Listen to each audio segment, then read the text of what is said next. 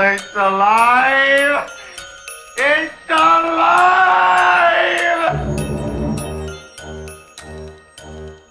Otherworldlyculture.com presents Dead On Movie Reviews.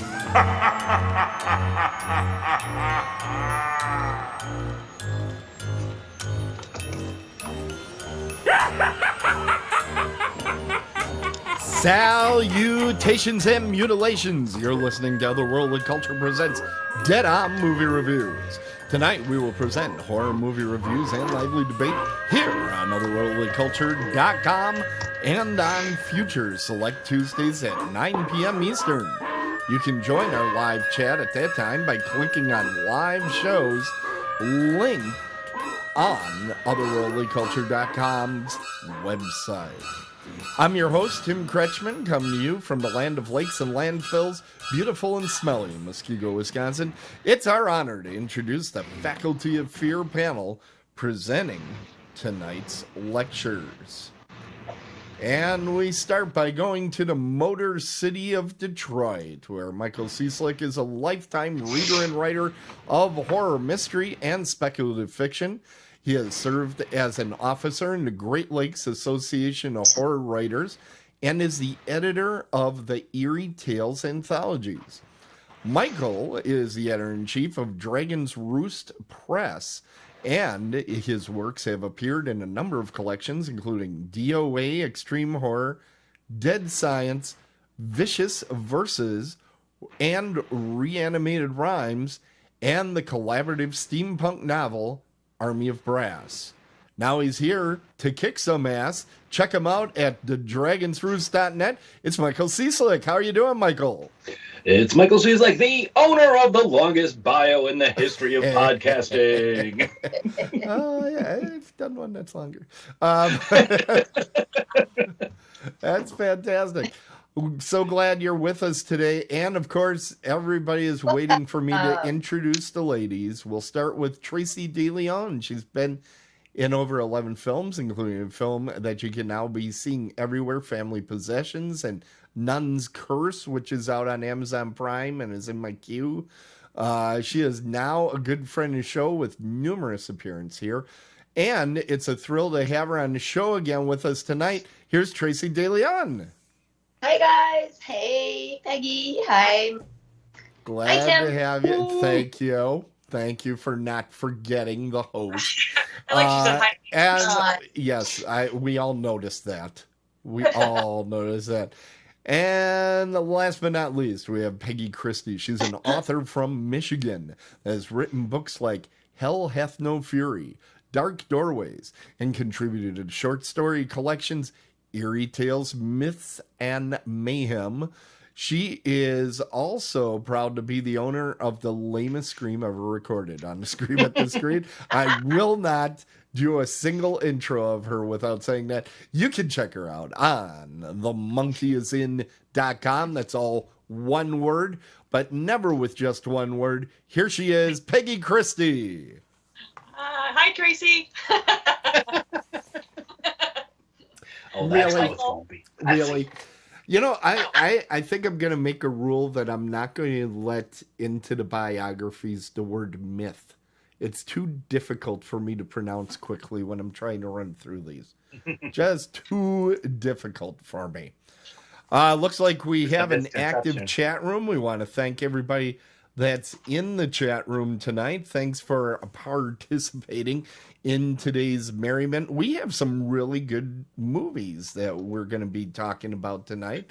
And as is usual, I once again forgot during the prep of the show to decide what order we were going to go in. So I am going to randomly take this finger and press a button over there somewhere, and we'll see who it's going to be.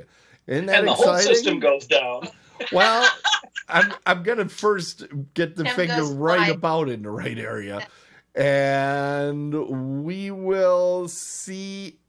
Let's see what happens. What have we got? Hey, congratulations, Mike. You are first tonight. Ladies go first. Mike, what have you watching? I watched The Old Ways, which came out in 2020, and it satisfied a craving that I had for starters because I'd been looking for a good possession slash exorcism movie that didn't have all the same stuff that I'd seen before. And while this does rely a little bit on some of the exorcism and possession tropes that you're used to seeing, um, comes at him in a completely different way. It is set in Veracruz, Mexico. Okay. We there is they're literally using the old ways, hence the title. It starts in doesn't say what So time by period. old But ways, are they talking about they're using payphones? yeah, they have dial-up service. They actually have my God. the Bruja has a pager. So when someone needs to be exercised, she goes there. She makes a call on the payphone. You're a silly, silly man, Tim. I was picturing that they also used credit cards and actually went through one of those imprint machines with Yeah. the three-part carbons. I believe the official name for those is the ka-chung machine. Yes. Oh, how Enough is that experience spelled? in We need to retail, put I that in remember the those. transcript.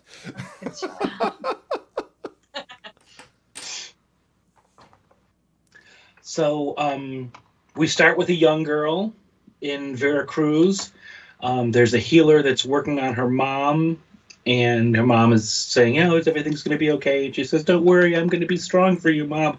And then Mom's face just flips out completely with these sharp dagger teeth, and it was not what I was expecting right off the bat. We cut forward to the present after this, and we are introduced, excuse me, to Hold Christina. on. Every time that happens, you have to have a drink. So Oh, okay. there is a drinking game that goes along with the show, which it's going to be also anytime I interrupt somebody, and that should Oh, get God. everybody schnockered pretty quickly. Well, I'll be dead. I'm gonna dial I'll be 911 down right now, so I'm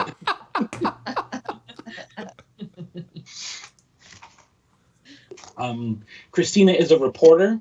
She has gone back to where she was born, and we quickly figure out that she's the young girl from beforehand. Okay. She's gone into a series of caves that her cousin told her not to go into, but we are first introduced to Christina when she is shackled to a bed with a bag over her head, and she's like pleading with her captors, you don't understand, I'm American, I'm a reporter, I'm just down here, contact my cousin Miranda, she'll explain everything. And it turns out that she was found in this cave, and they believe that she is possessed. And the first chunk of the movie is her trying to convince them that she's not possessed. They're wrong. She is a very scientific-based person. She grew up in Los Angeles. She thinks they're all crazy, and it kind of hints that this is going to be like science versus their faith. Is she really possessed? And then, spoiler, she is so possessed. She's major possessed. I don't want to give away a whole bunch of spoilers on this, but the room that she's kept in has all these weird symbols written on the wall. And when you realize what these symbols are the significance of these symbols, you're like, oh crap! She is in for the wall. I'm gonna spoil it for everyone. The symbols that are on the wall are all names that Prince thought he might use. And he actually possessed by Prince and wears purple through the second half of the movie and refuses to allow Weird Al Yankovic to do parody songs of his music. Now I might as well give away the part where she like forms a whole bunch of other bands, but then also plays instruments in their background. And Rope Morning Train. Yeah. For the most part, it's just four characters. It's Christina, her cousin Miranda, who is still holding a grudge for the fact that Christina went to Los Angeles and never contacted her again until she needed her for this story. Okay. I don't remember the name of the male character. He says almost nothing. He's got very little dialogue. And then the Bruja Luz, who was played by Julia Vera, who did an amazing job and is just creepy as all. Right there, there she is. Just creepy as all get out. It sounds like you're forgetting somebody, though. It would be Taft Who's Cap, that? the Who? artist formerly known as Prince. I am not going to. I don't want to spoil it. I told you. I'm not bringing that up. Okay. Not bringing up Mr. Rogers Nelson. I'm sorry. There are some really good effects in this. I don't think that the...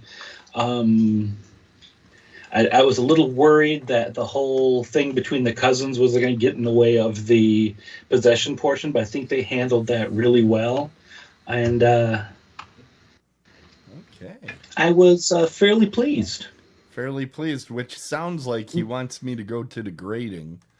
We still have to come up with a secret handshake or something. Tell me when to Yeah, go to I didn't jump the gun this time on this one. Okay, so let me have it. What's your grade for the old ways? I'm going to go with a B+ on this one. B+. That should be that one. There were some portions that were a little predictable, like, okay, I see what's going to happen here, and yeah, that was a big bit of foreshadowing right there. There's actually one scene where she's having a discussion with the Bruja's son, who is the older gentleman that's helping her, and you're like, okay, that's like double foreshadowing right there. We just got two things we know what's going to happen. Wow. But all in all, fair and pleased with the ending. Did you catch this on streaming somewhere? Which service, man? Yes, this is on Netflix right now. Okay, on Netflix, so people can check it out there and enjoy. Fantastic. Well, thanks a lot. We do have a busy chat room. I want to thank everybody that came out, and now I am going to press my next random button, but it's down by a third, so not as So it's going to be random someone this that's time. laughing, apparently. Tracy actually just wrote Shambo. Just tittering away over there. Okay, let's see. Who is it going to be? Oh, it's black and white. It has to be Tracy. Tracy, what have you been... I think I'm going to start instituting the random... Good. I always thought that they were random. I didn't realize. Oh, no, there's a plan. Do you not... Okay, I understand. Make fun of Tim. Tracy, what have you been watching? I've been watching 10 to Midnight, and it was released in 1983, and it was directed by J. Lee Thompson. J. Lee Thompson.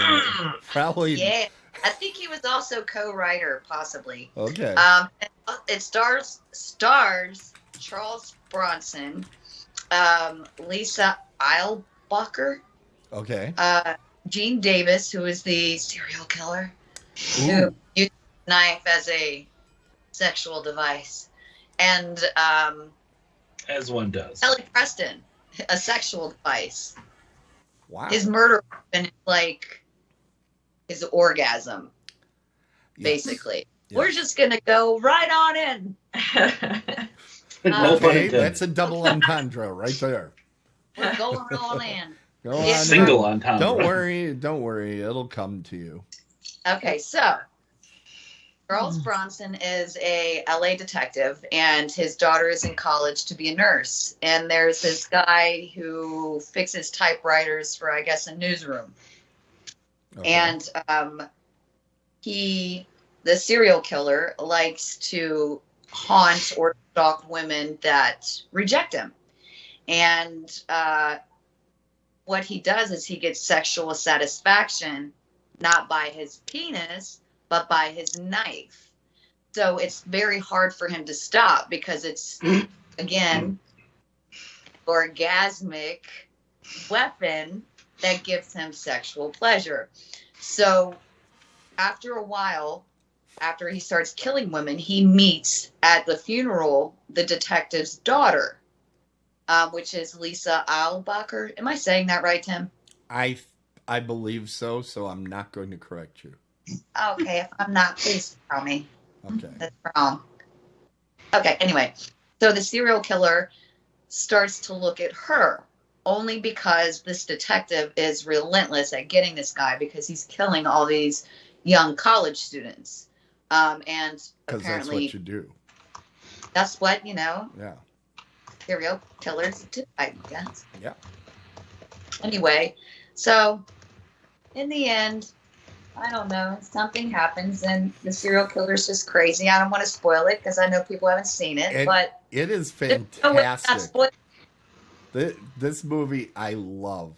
I love it. This was one of those VHS tapes that was everywhere in the early VHS days. Yes. And I don't Like think a lot earlier. Oh, go ahead. I'm sorry.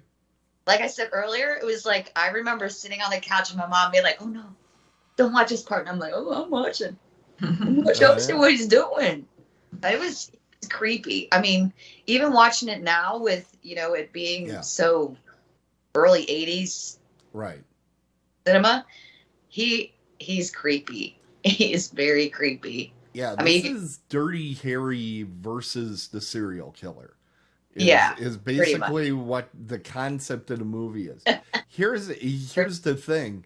The serial killer is really creepy and it's really well done. It isn't, Jason going around. This Right. is a guy with sincere mental insanity going on. Yes. And I just realized why. Because I didn't know who J. Lee Thompson was. Okay, so I popped it open on Wikipedia. Are you ready for this? I'm ready. Holy crap, this guy wrote a lot of great movies Did and he? directed a bunch. Yeah. Now, he started back in 1950, and he made some duds in there. Like I see one called An Alligator Named Daisy. I can't imagine anybody. But then in the 60s, listen to this. He does The Guns of Navarone, followed by Cape Fear. That's nice. 2 in a row there. Really good movies.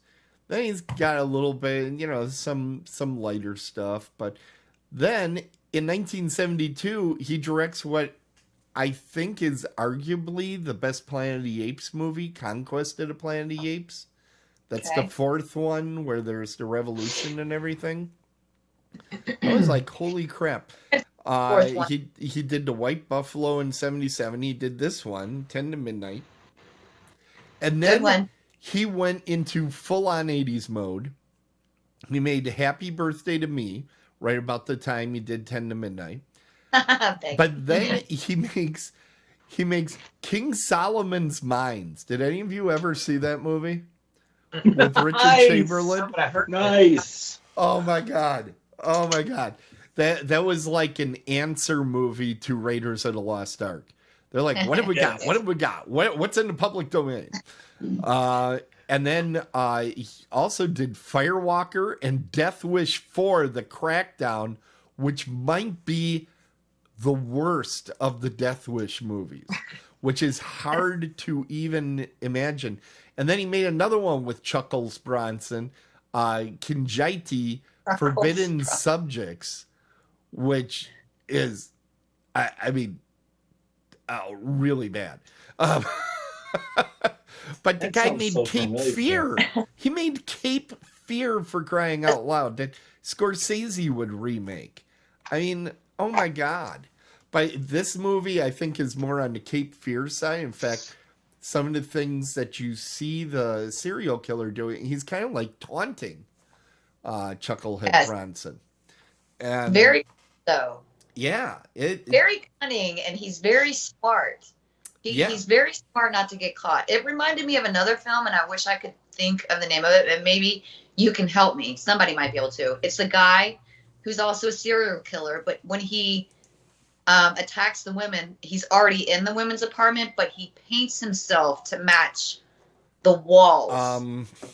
What is that called? That sounds Um, it It's it's got Carol Kane in it. too. Carol Kane. Yes. Somebody is watching you. I can't remember. It's the one Something with the close really to that. great beginning. What was that, Michael? Yeah. Said that it's something very close to that. Yes. It's not Dress to Kill. We're getting in the chat room. Hey, Exler, you gotta know this one. It What is. the hell? Somebody is watching you. Someone is watching me. Somebody is dancing in the nude something. But outside. that one in 10 to I Midnight know it's was Carol my two Kane that's favorite- in that movie. What the heck is it? I'm sorry, Tim. I got you thinking. This is the horror movie where a guy paints himself like the background. The walls of his victims. Like Yeah. if it's a brick wall, he will paint, and it's like exact. You literally do him until he is in movement. He's It's he's a chameleon, is what he Yeah. is. Very much so. I am quickly trying to look this thing up. Is that When a Stranger Called? No. Yes, it is. That's When it. a Stranger It's When a Calls Back, Stranger I think. Calls. That's It must be it. the second one. It has It's to be. just, When a Stranger Calls Back. It's the Yes. the sequel, I think. It's the sequel. Ace Ventura. When it's, Anyway, oh my goodness. Well, thanks mean, for guys- sending us down that one.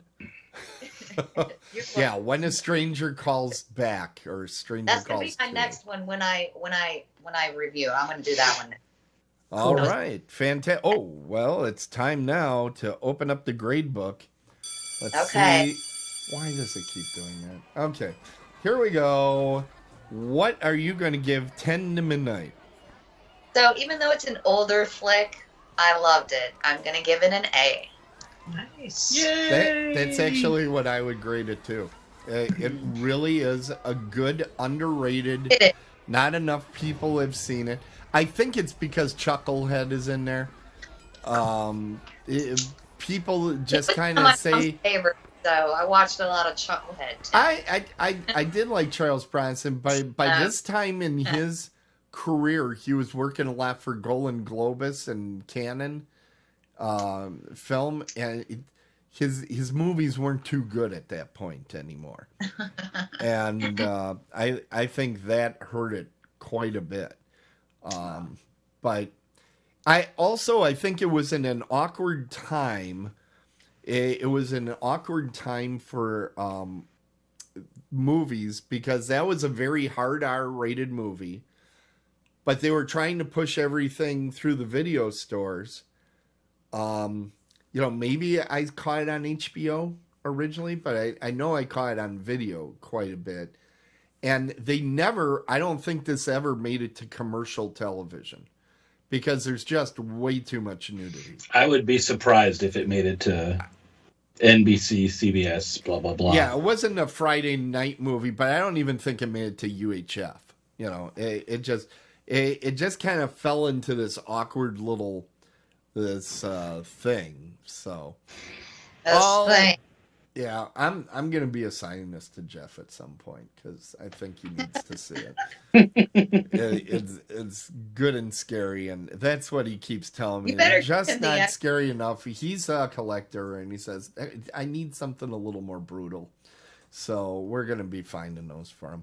Okay, so this leaves us to. It is now your turn, Peggy. Peggy, what have you been watching? There's a little dance that goes along with it as well. I've been watching the 2009 film called Ink, I-N-K, directed and written by Jamin, I think Winans or Jamin Winans. I'm not really sure how to pronounce that, but Okay. it's kind of a mix. It's like a fantasy drama, and it's got some creepy elements to it. Basically, a little girl, Emma, has her soul stolen by this creature, this really ugly kind of monstrous thing named Ink. And if he gives her soul to this group of people called the Incubi, they will fix him. All his scars will be taken away. He'll look good. He'll be fine. And he'll get to join their ranks. So what we see throughout this film is that there's all these different kinds of worlds. There's our reality, Okay. just everyday things. And the director made a choice to film things with different colors so that you knew which world you were in. So reality is just straight up, clear, just it is what it is. The world of the incubi is green. There's another group called the storytellers. Their world is gold tinged. They're very hippie-esque is what I always thought of them. I don't know why, but I did. And then the soul world, when your soul leaves your body, it's kind of bluish gray, kind of something like that. Now, what we know here is that the incubi are the creatures that cause nightmares. The storytellers are the people that give you good dreams and give you hope. So what happens is in the reality of our reality, John, who is Emma's father, lost custody of his little girl because he was too involved with like making money and working and drinking and got into drugs. So his father and mother-in-law got Emma taken away from him. So she's now in a coma in the hospital, and he's like, okay, whatever. Remember you told me she's not my kid. I don't care. There's nothing I can do about it. But once her soul is taken, the storytellers realize they have to go save her. So what they need to do is come into our world and wake her up so that her soul can come back to her body.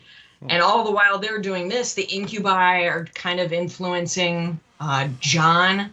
And, the storytellers are trying to help, and Ink's doing his thing. And there's a character called the Pathfinder who can influence our world.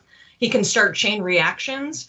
So he gets John to end up at the hospital where Emma is so that he can make the right choices in life. Instead of just leaving her.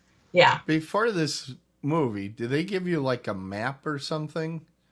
Nope. You just got to go in like you're learning how to swim, man. Just jump in, feet, now, and you just have to figure it out as you go. Does it make sense, though? Or it absolutely you have to watch it 3 times? No, while you're watching it, it completely makes sense. Because what they do in the film is they, here's what's going on in reality. Then they go to the scene. This is what's going on with the storytellers. And it's like, oh, this is how it's connected to what's going on. And then you see over at the incubi, like, oh, well, this is what's happening while this other. So you kind of understand how everybody's parts are interconnected. So it just gets to the point where John finally makes the right decision and goes to be with his little girl. And that's kind of the whole, I think, message of this film is, even though like the incubi are super scary, very creepy, the way they're dressed, their world, and then you have, like these other odd characters that are working with them that are just like, ugh, they're very unsettling.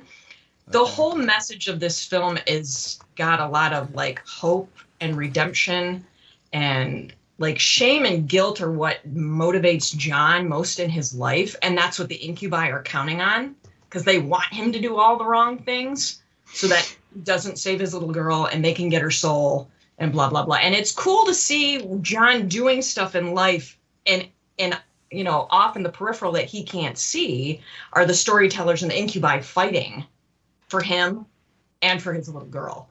So it's actually, especially like right now, I think it's kind of important to see movies like this, because it's like, yeah, a lot of us don't think we're worthy. We think we're crap, or we're making wrong choices, and we're not being very nice people. But it's like, you know what? You can't always do the right thing.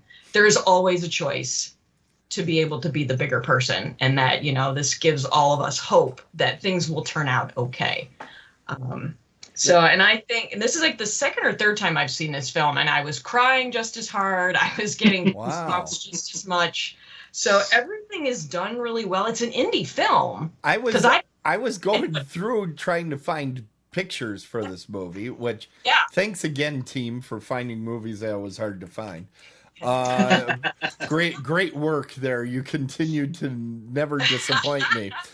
But this one, I find these pictures of one guy looks like one of the creatures from the Dark Crystal, and it looks like parts of the film came from Sin City, and it all in all, I kept getting thoughts of Dark City, the movie Dark City. Absolutely. That's and I was like, what the hell is this thing? It is, yeah. And you just explained it, and I'm still asking, what the hell is this thing?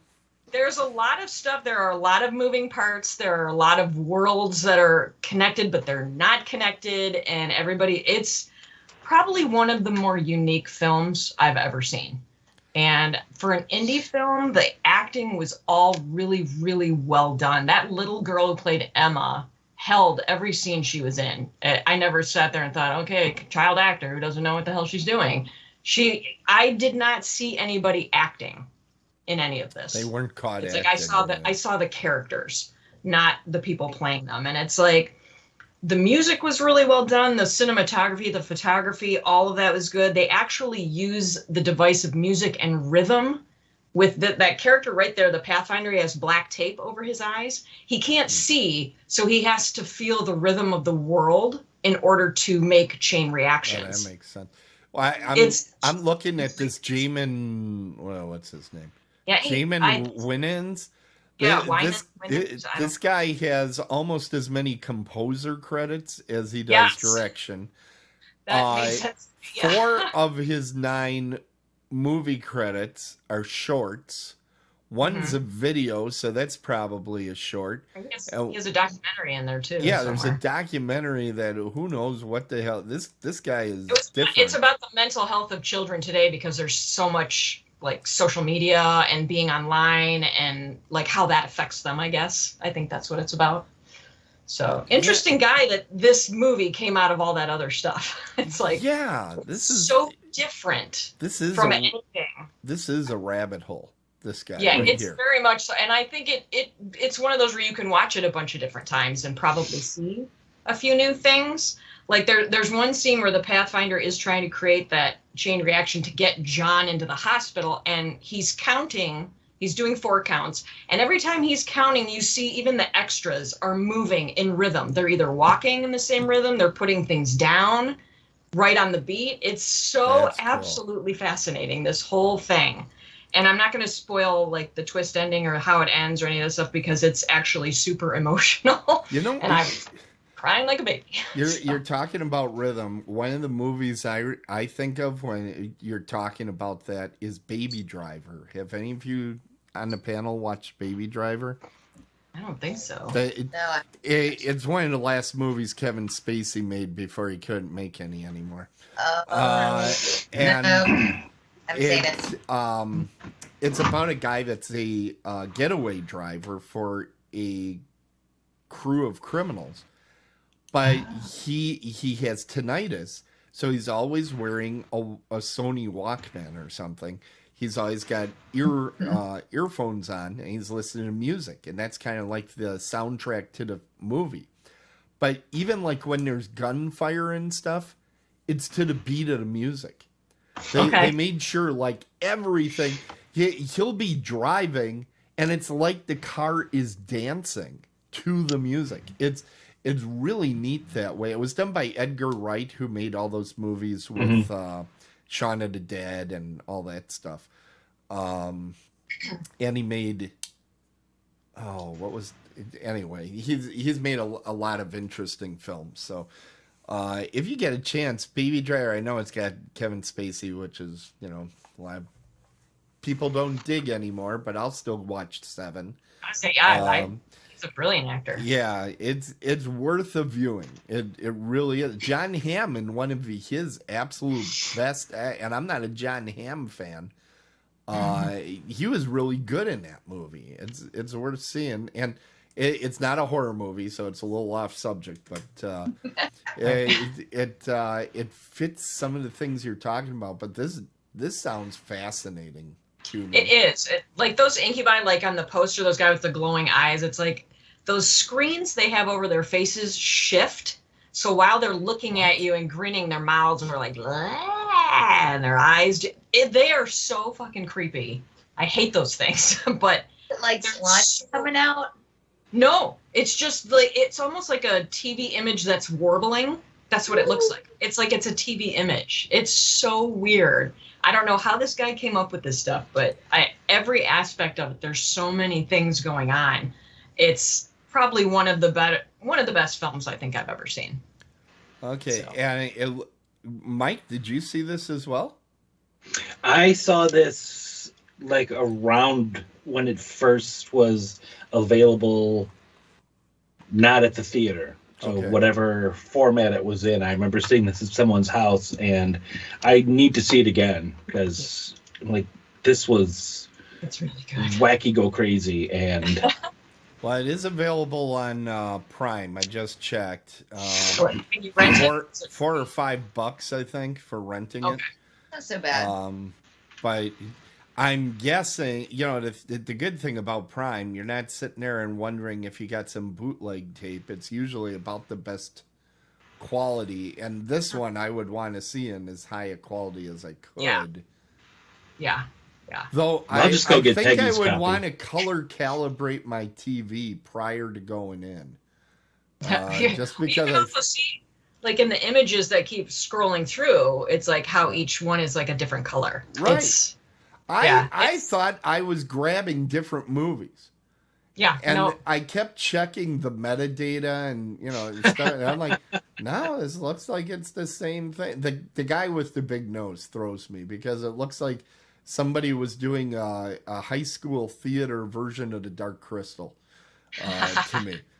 But most of the time he's got like a dark cowl over his face, so you can't even really see him. see the schnoz. So yeah, until at least like halfway through. Is it true that was played by Jimmy Durante late in his career? No, yeah, okay. Only big nose joke I have. All right, well that means it's time to open up the grade book. Let's see, what is your actual grade for Ink from 2009? I am totally giving this an A+. Really? Yeah. The Is it plus is applied. An A+. I don't know if I've done an A+ before, have I? I don't think you have. No, you're not ridiculously angry at every movie that you bring in, like some people I could mention. But I don't think you've handed out A+ either. Okay. So, Good to know. all right. Well, there's one button left. Let's see randomly who will come. Oh, look at that! hey, it's me again. And no, is it? No, it's me. All right. Yay. All right. Well, I have the dubious distinction of reviewing now this movie called Dolls in 1986. It was made by Stuart Gordon, directed it. Brian Yuzna produced it.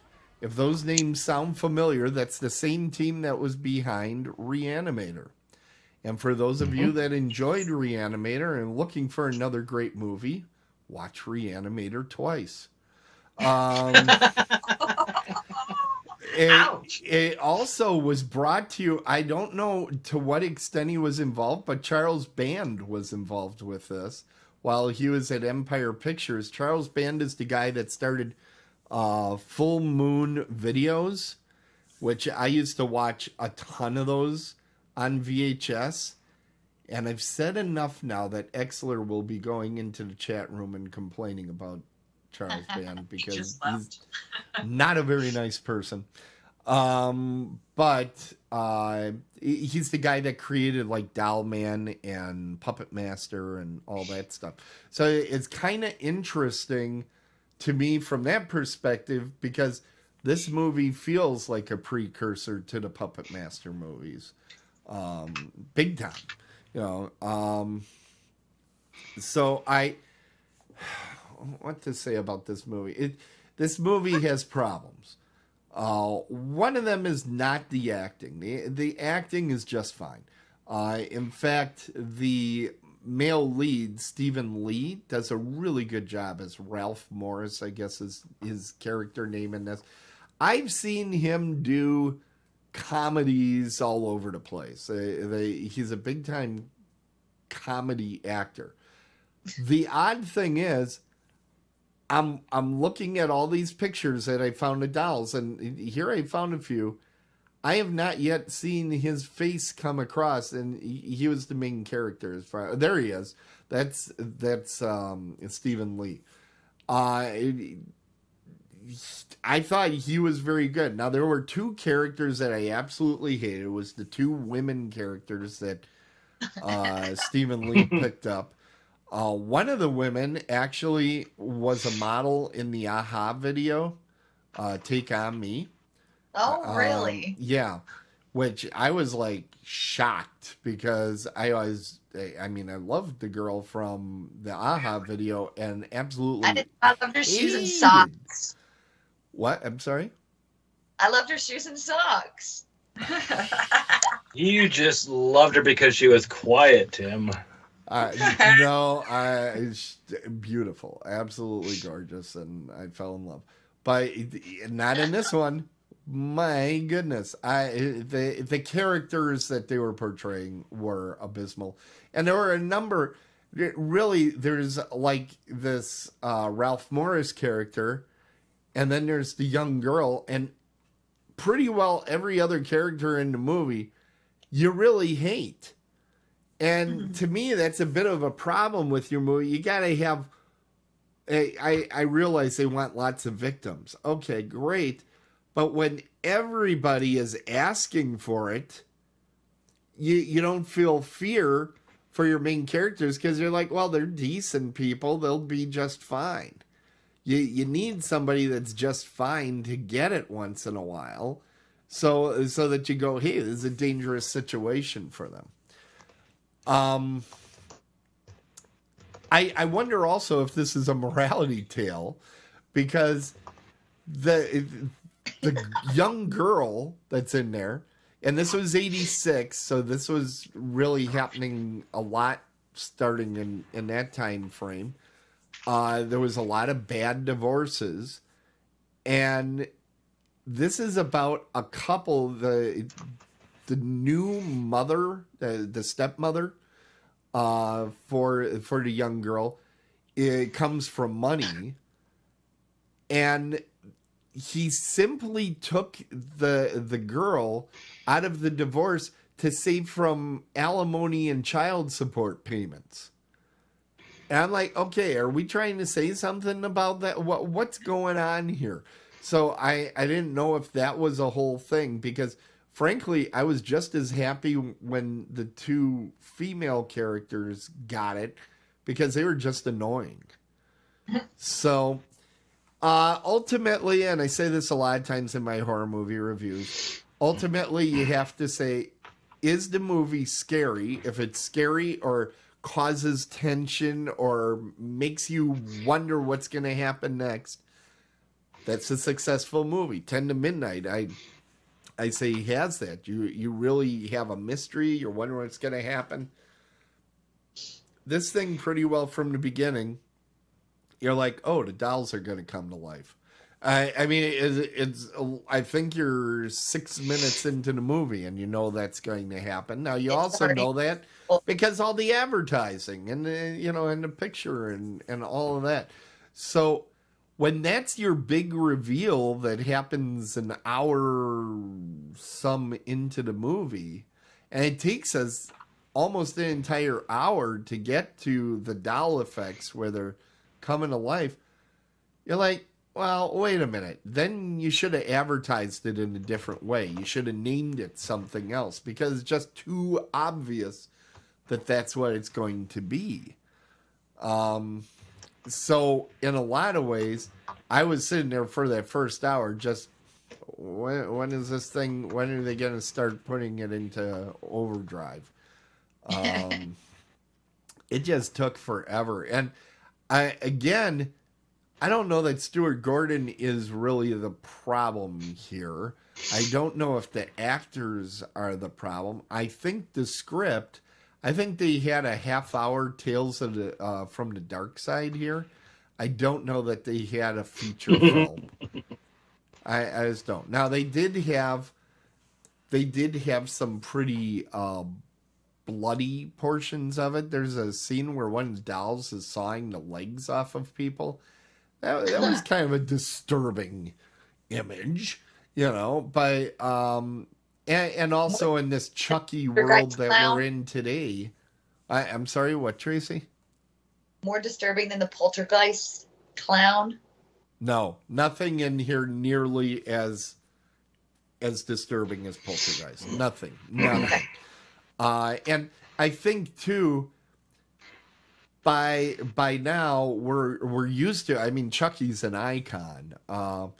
The whole dolls coming to life thing, it's become a trope, if nothing else. It showed up so often ever since the Twilight Zone first had the ventriloquist dummy. In fact, I know that with R.L. Stine, he said his best-selling Goosebumps books were all those ventriloquist dummy coming to life books. And I thought all those books, like, people just collected all of them just to say they had them all. I didn't know people actually read them. How dare you, sir? You have two authors on the team. I actually, I was a little bit old for those when they came out. And I actually decided to read Night of the Dummy not too long ago, which I guess would be the OG Night of the Dummy, because I think there were like 3 different versions or something that did over the years. It wasn't bad, but it seemed long to me for a kid's novel. I was like, wow, this is a lot longer than I expected it to be. I thought it'd be like a pamphlet that I could get through in an hour. And it was a bit of a surprise. But I do love the Goosebumps movie quite a bit. That's a guilty pleasure of mine. Anyway, this... Did you read the books? What? Did you read the Goosebump books? I've read a grand total of 3 of them so far. So you read a couple in my life, yeah. Two. I read about 3 of them, and I went, okay, I guess I'm not the right age anymore for this. Back to Stephen King for me. But getting back to this, I really don't know what to tell you. Now, one of the interesting things is the evil stepmother character was actually played by Stuart Gordon's real wife in real life. So I think it's one of her rare appearances in a film. I don't know. Now, you can see by some of the pictures, this was an extremely 80s MTV influence type of movie with some of the fashion choices that were going on there. I don't know. Overall, this movie is just too long. Kind of like this review. The movie is just too long for the content behind it. At the end, everything's rather neatly wrapped up. It ended a little too easily. You never really felt like your heroes were in real trouble, because ultimately it's a bunch of dolls. Just pick one up and throw it out of the way.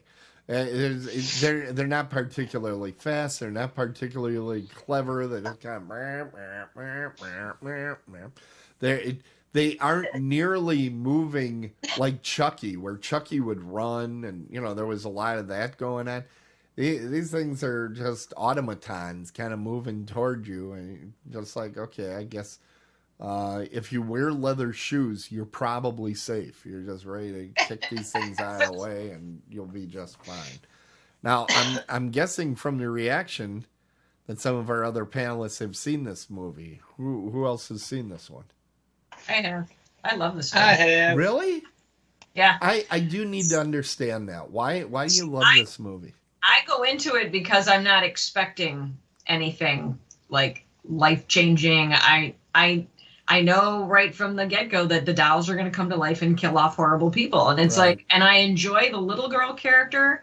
And what was the comedian's name? It was like, they were kind of the two main. Stephen Lee, Ralph Morris. Yeah. I mean, he's like this kind of every guy, super nice. And of course he believes it's Stephen Lee. So they kind of team up. And obviously the actor and actress playing the old couple. Yes. The actor goes on to actually play Toulon in the Puppet Master films.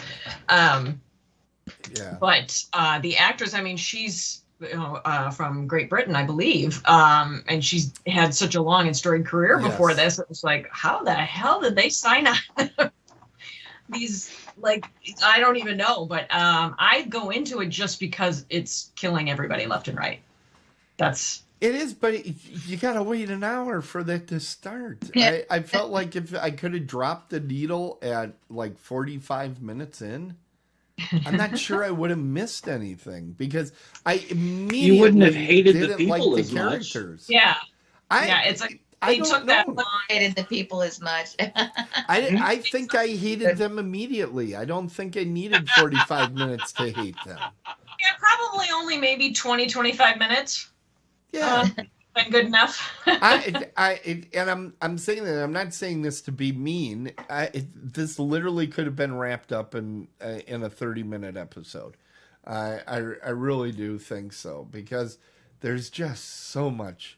And here's the thing: it isn't like they're building towards something. It's just, I think Peggy, what you said made the most sense. They're just trying to make you hate these characters as much as humanly possible. Yep. I think they overdid it. I think they overshot.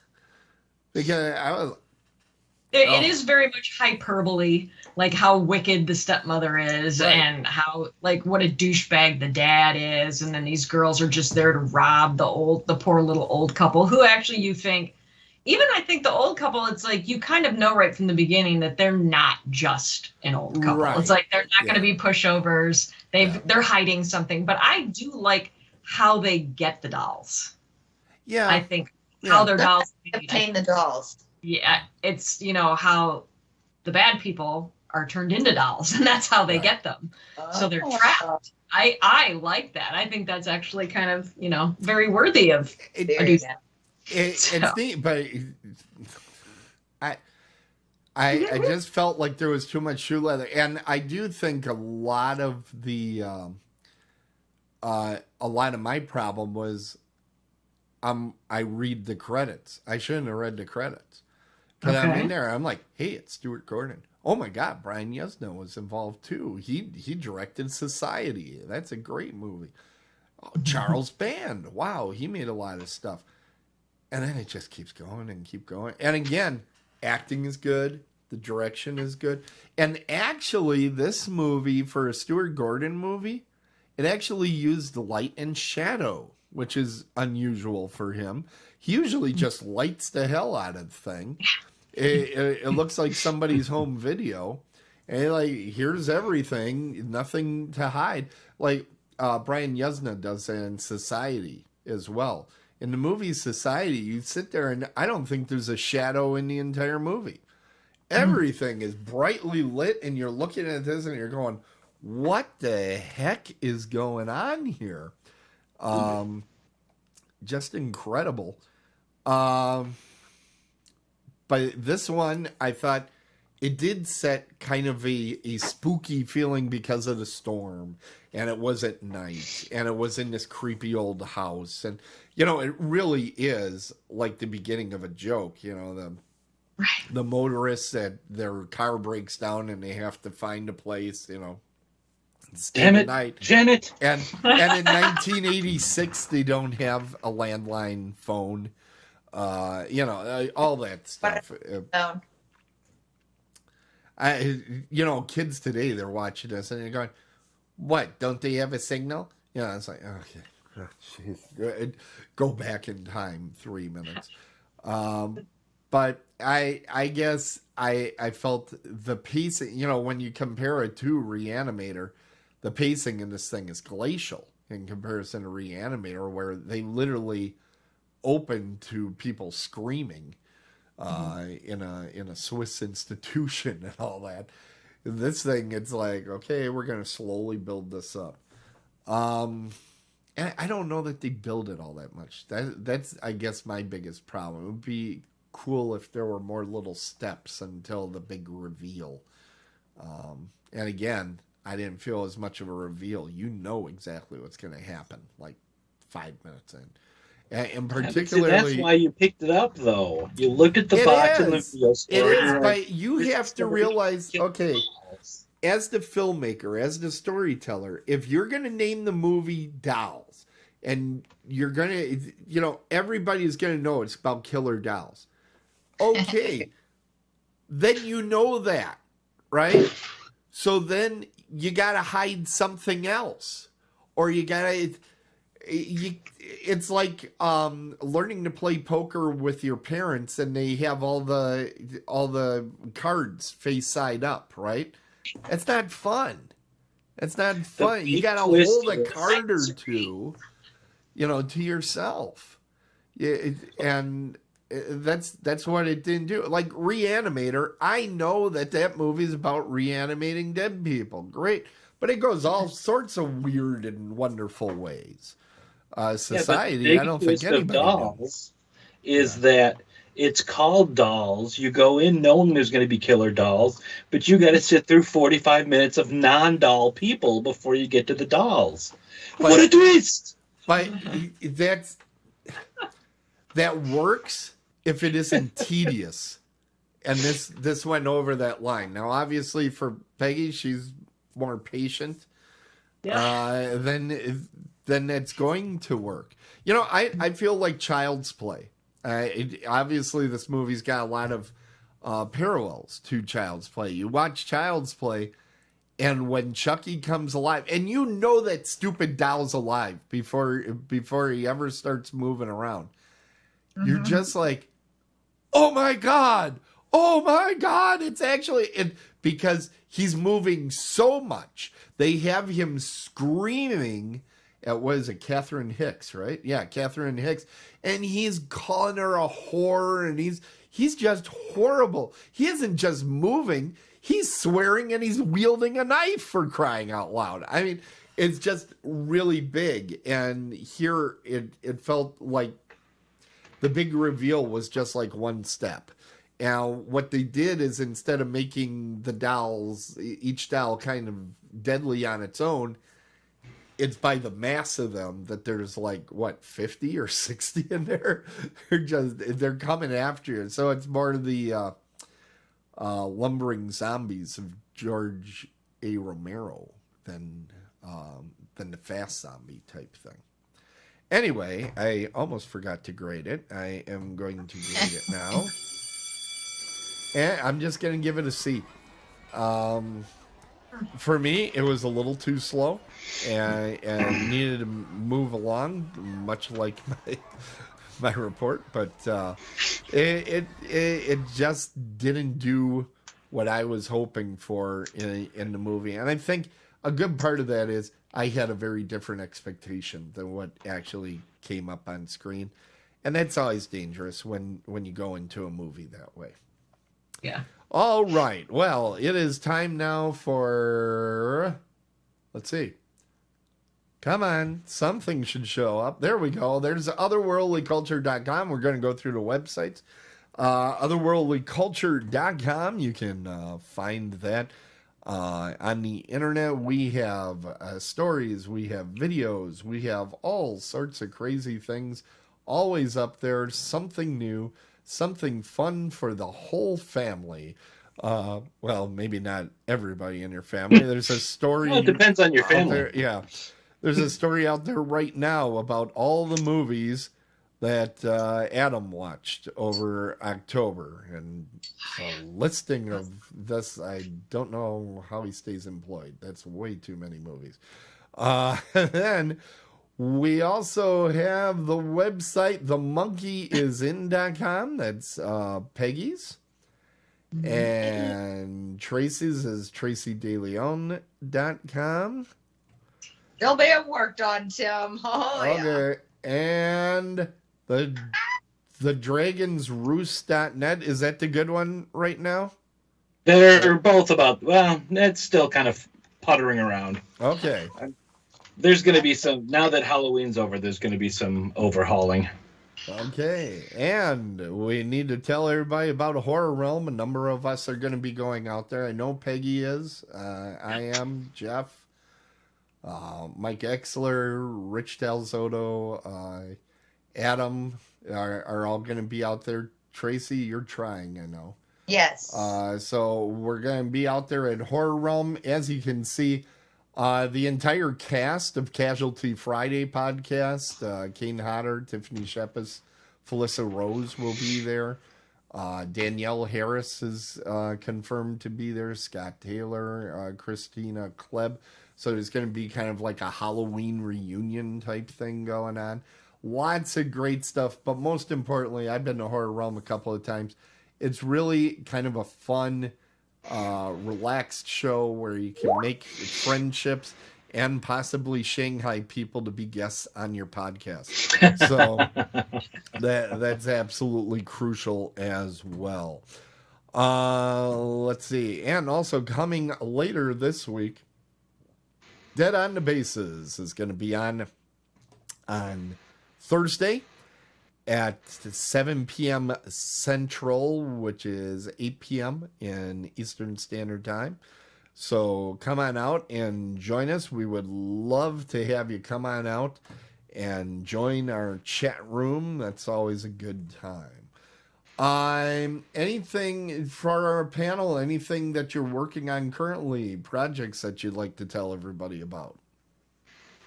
I have a few scripts that I have in hand, but other than that, I don't have anything to say yet. But you, Peggy, you got some good coming up soon. Horror Realm. I was going to say, yeah, I'll be at Horror Realm, but I was just on the show like 2 weeks ago, so I don't have anything new writing-wise. Well, hopefully you sold out and you're out there at Horror Realm saying, yeah, I got nothing to do. Yes. That would be a good problem, right? Yeah. Selling out on Friday is a wonderful problem to have.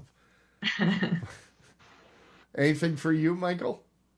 The third book in Jen Hager's Moonlight Medicine series was just released about 4 days ago. So that's available at the dragonsroost.biz and on Amazon and anywhere local, anywhere you like to buy books. All right. And you can also go to the forest, cut down a tree, send it to Michael, and he'll transform it into paper. I will transform it into paper and write it out longhand, and I guarantee you will not be able to read it. It'd be fantastic. Well, you'd be barking up the wrong tree. Yeah. I don't know why I felt I needed to do that. I just did. Whatever, Dad. I'm sad for myself. Just a programming note to all of our listeners and viewers. And of course, we get a lot more listeners after the show that don't see the videos. You can always find the videos out on youtube.com, or you can go to our website and we always have links to the videos. So if we're mentioning things, what we're seeing, and you're like, what is that? That's what it is. Dead on Movie Reviews is going on a hiatus over something I like to call Christmas, and we'll be coming back probably in January. Dead on the Bases is on its last of 2 episodes, and they will be going on hiatus because we're going to Horror Realm. And over the Christmas season, we might put some surprises out there. We're kind of got a couple ideas that are bouncing around. With us all going to be out in Pittsburgh at the same time, something will happen. So we'll try to figure all of that out. And just to stay informed, always go out to otherworldlyculture.com and you can find the latest show notes and scheduling notes. And once we get the season started up again, it'll be fairly regular, the programming. Okay, that also took longer than expected. Thank you, everybody, for tuning in tonight. And we hope you had a fun and safe Halloween. Remember, Halloween, like Christmas, doesn't really start or end when the calendar says so. It's when you decide it's time for Halloween to be done, and we just aren't done with it yet. When you aim at horror, make sure your aim is true and dead on. We will see you next time. And 3 more buttons. Otherworldlyculture.com. I